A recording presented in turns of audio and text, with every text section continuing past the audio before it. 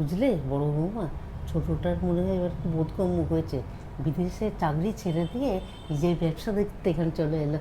চাকরি ছেড়ে এসছে না চাকরি থেকে বের করে দিয়েছে, দেখো সে কি আর আমাদের বলবে। আর মা, আমি তোমায় বলে রাখছি কিন্তু একদম আমাদের ব্যবসা বেশি মাতব্বরি করতে দেবে না। ওর বউ তো যাচ্ছেই, একই রামের রক্ষে নেই আমার সুগ্রীব দোষর। মা, আজকেও পার্সেল এসছে 16,000 টাকার। কালকেও দেখলাম 12,000 টাকার পার্সেল এসছে।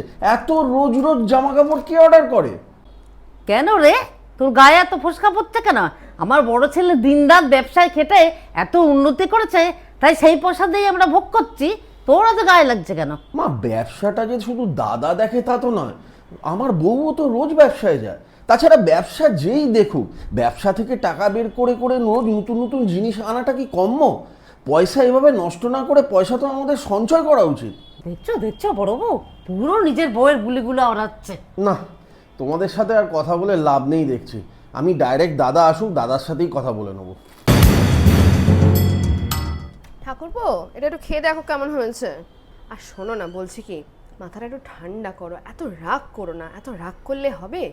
আর আমি একটা কথা বলি, ভালো করে ভেবে দেখো, যার বিদেশে থেকে এতদিনের অভ্যেস তার কিন্তু এখানে কিছুই ভালো লাগবে না, কোনো কিছুতেই মন বসবে না।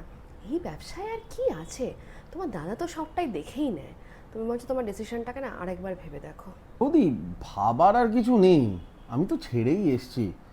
দেখি একবার দাদার সাথে তাও কথা বলে দেখি। কথা বললে বুঝতে পারবো যে কিভাবে সাহায্য করতে পারবো আমি আরো ব্যবসায়। কখন আর কথা বলবে, সবাই ঘুম থেকে ওঠার আগেই সে ব্যবসায় বেরিয়ে যায়, আর সেই কোন রাতে বাড়ি ফেরে জানো? তার বাড়ি ফেরা কোনো ঠিক নেই ঠাকুরপো। তুমি অতক্ষণ জেগে থাকতে পারবে না, তুমি ঘুমিয়ে পড়ো। আমি আমি আমি দেখছি, আমি পরে একদিন সুযোগ করে তোমাদেরকে বলবো কথা বলতে। কতবার বলেছি এই শয়তানটাকে যে এত রাত্রে এসে বেল বাজাবে না। একটা কথা যদি আমার শোনে, বাড়ির লোক উঠে গেলে কি কেলেঙ্কারি হবে বলো তো। বলি এসে আমায় ফোন করবে, রোজ বেল বাজাবে।